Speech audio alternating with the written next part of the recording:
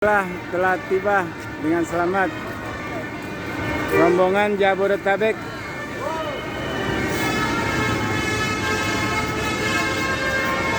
tiba secara bersamaan